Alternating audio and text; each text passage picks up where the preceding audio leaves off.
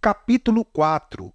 De outras imperfeições que costumam ter estes principiantes acerca do terceiro vício, que é a luxúria. Outras muitas imperfeições têm os principiantes acerca de cada vício capital, mas para evitar prolixidade, deixo-as de parte, tocando somente as mais importantes, que são como origem e causa das demais.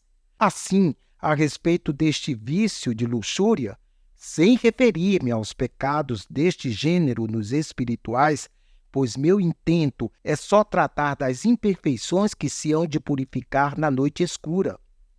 Tem estes principiantes muitas imperfeições que se poderiam chamar de luxúria espiritual, não porque de fato assim o sejam, mas por procederem de coisas espirituais.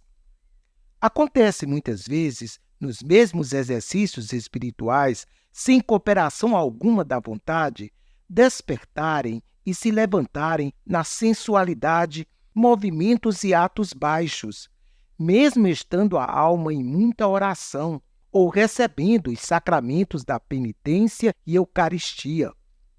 Estas coisas que são, como digo, involuntárias, procedem de três causas. Primeiramente, do gosto que muitas vezes experimenta a natureza nas coisas espirituais. Como gozam o espírito e sentido por aquela recreação, cada parte do homem se move a deleitar-se segundo sua capacidade e propriedade.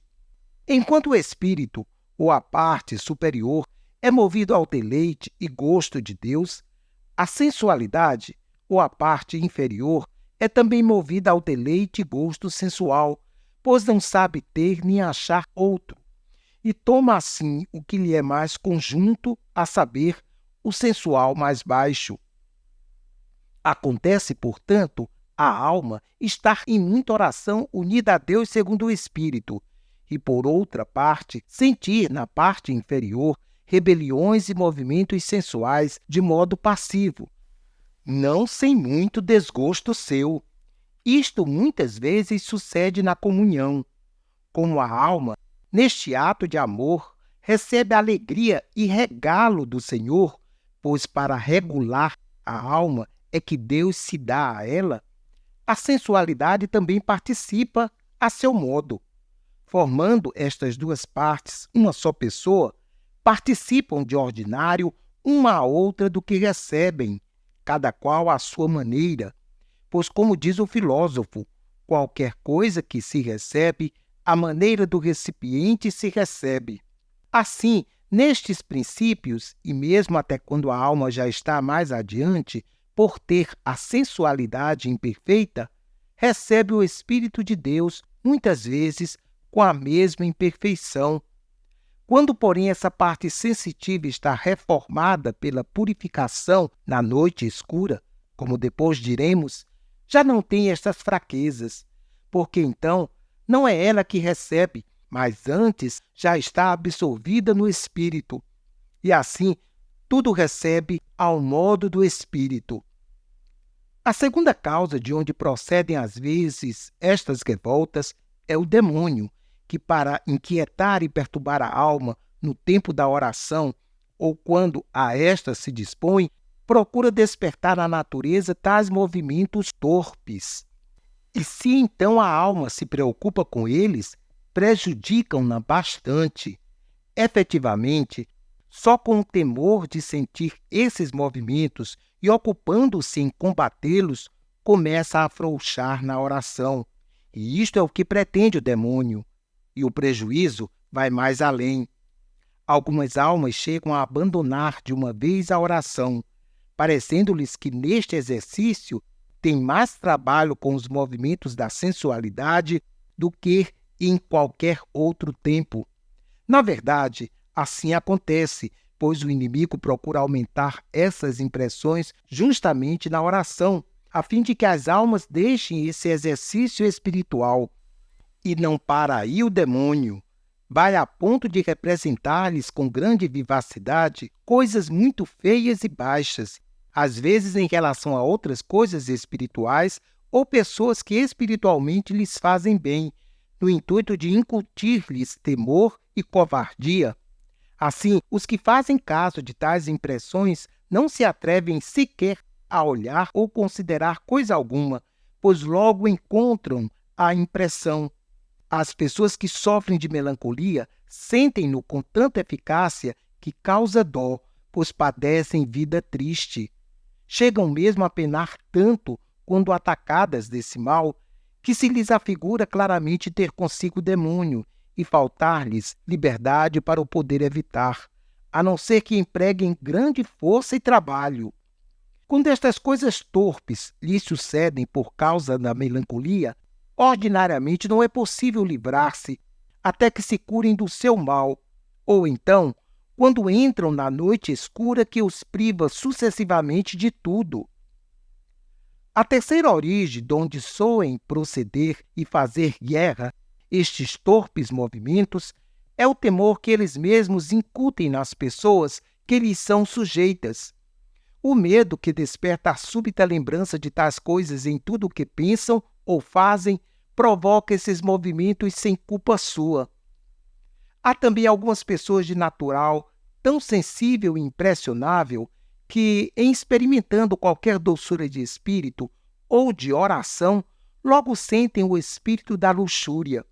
Esta, de tal maneira, as embriaga, regalando a sensualidade, que se acham como engolfados naquele suco e gosto de luxúria.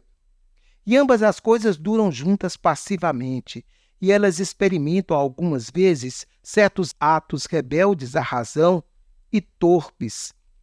A causa é serem tais naturezas sensíveis e impressionáveis, como digo, e assim, com qualquer alteração, se lhes revolvem os humores e o sangue.